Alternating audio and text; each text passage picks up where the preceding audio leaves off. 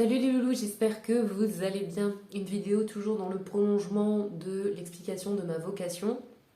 Donc je vous ai évoqué le nettoyage des énergies négatives qui pouvaient vous entourer, le nettoyage également des parasitages, des entités. Et aujourd'hui du coup, je viens vous parler du nettoyage de lieux. Donc je vous en avais vite fait parler sur la dernière vidéo justement, où je vous expliquais que les maisons, elles sont un petit peu comme nous de temps en temps, elles ont besoin d'être nettoyées, d'accord ?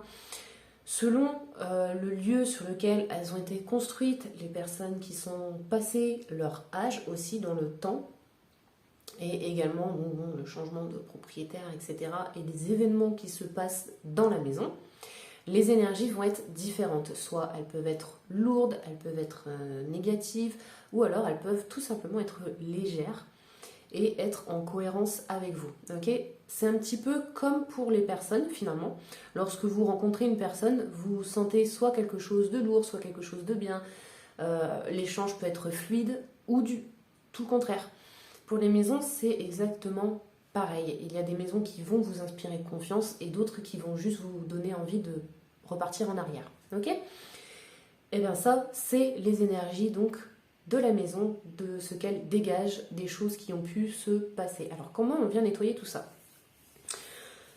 Même principe que pour les personnes, moi dans ma façon de fonctionner. Donc je les nettoie toujours avec l'antenne de Lecher, les huiles essentielles, la géométrie sacrée. On peut le faire également à distance, on n'est pas obligé d'être sur place, mais c'est quand même mieux.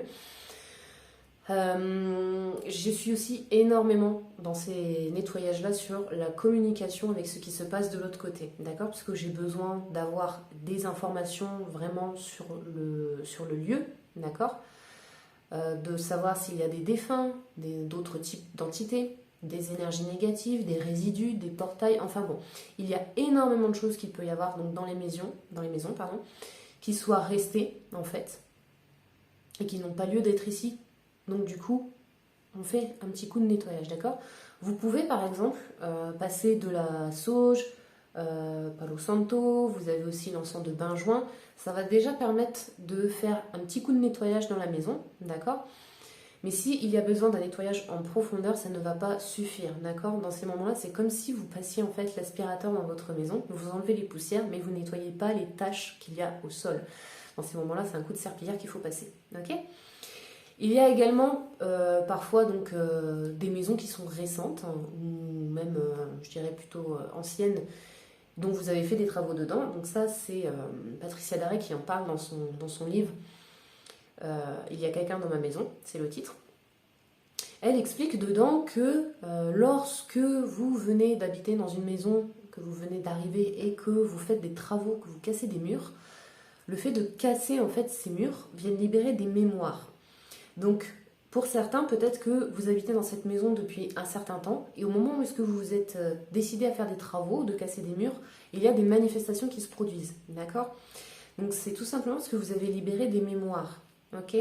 Donc dans ces moments-là, c'est pareil, on vient les nettoyer, ok ? Pour pas que ça reste, pour éviter que ça vous embête, que les énergies viennent également vous affecter, puisque ce n'est pas le but. D'ailleurs, au niveau de l'impact énergétique, votre maison peut en avoir beaucoup, d'accord ? Non seulement votre maison, c'est le reflet de votre intérieur, mais c'est aussi l'inverse, d'accord ? C'est-à-dire qu'elle peut parfois, sans que vous vous en rendiez compte, ces énergies peuvent venir vous impacter. Par exemple, vous n'avez plus envie de sortir, vous n'avez aucune énergie, vous avez juste envie de rester dans votre canapé toute la journée, de ne rien faire, et sortir dehors devient difficile. Et bien ça, c'est tout simplement les énergies en fait de la maison qui viennent vous impacter, vous manger, je vais dire ça comme ça, et qui vous empêchent en fait de faire ce que vous avez à faire, d'avoir l'énergie que vous souhaiteriez avoir, etc. Ok ? Donc c'est pour ça qu'il est important de nettoyer justement la maison, ok, énergétiquement. Comme je vous l'ai dit, après vous pouvez utiliser de l'encens. Vous pouvez également utiliser des pierres, vous pouvez en mettre en place, d'accord ? Il y a des pierres qui marchent très bien pour les maisons, donc qui vont venir les nettoyer, les protéger, stimuler aussi votre créativité. Donc à la fois, elles vont venir impacter la pièce et en même temps vous impacter vous. Donc c'est plutôt bénéfique. Mais encore une fois, ce n'est pas que ça qui va faire vraiment le plus gros du travail. Ok ? Voilà, je pense que oui, oui, oui, au niveau de tout ça, voilà. Également, si vous êtes parent, que vos enfants viennent vous voir, les enfants en bas âge, qui viennent vous voir en vous disant il y a quelqu'un dans ma chambre la nuit, je ne me sens pas tout seul, je vois des choses, etc. Il y a un vilain monsieur, il y a une dame que je vois se balader, bref, vous comprenez le truc.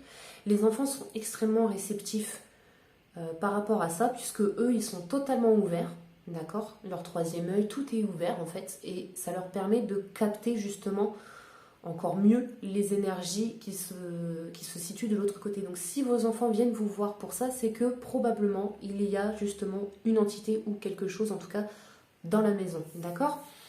Moi je sais que lorsque j'étais petite, que l'on habitait du coup dans un village et c'était une très vieille maison qui est un corps de ferme, donc elle a toute une histoire et je me rappelle très bien que la nuit, même toutes les nuits, je venais réveiller mes parents parce que j'avais quelqu'un dans ma chambre. Dans ma chambre, je n'étais pas bien du tout, j'avais constamment peur, je passais des nuits horribles, je me réveillais constamment, ne serait-ce que d'aller dans la salle de bain d'à côté, c'était un véritable challenge, parce que je sentais qu'il y avait quelque chose qui me suivait et qui était bel et bien présent. Donc je suis revenue bien sûr quelques années après dans cette maison, une fois que j'ai commencé justement à travailler avec l'énergie. J'ai nettoyé tout ça et le ressenti n'était absolument plus le même. Vraiment, je peux maintenant me balader la nuit en traversant la pièce, il n'y a aucun problème. Voilà, c'est une petite expérience personnelle. Mais voilà, c'est un petit peu pour vous donner aussi des exemples de ce que vos enfants, par exemple, peuvent vous dire. Et donc, dans ce cas-là, essayez de discuter avec eux et de voir un petit peu qu'est-ce qu'ils voient exactement, qu'est-ce qu'ils ressentent dans ces moments-là. Ça peut vous permettre, vous, de comprendre la situation et donc de comprendre ce que vous pouvez faire derrière. D'accord, ok. Voilà les loulous, je pense que j'ai fait le tour justement pour le nettoyage des maisons. Donc ça reste une vidéo courte, mais j'essaie vraiment d'aller au plus simple et au plus clair. Donc j'espère en tout cas que ça l'est pour vous. En attendant, je vous fais des gros bisous. Prenez soin de vous. Si vous avez des questions, n'hésitez pas. Bien entendu, je répondrai. Ok, toujours. Mais voilà, en attendant, je vous aime fort et prenez soin de vous. Bisous, bisous.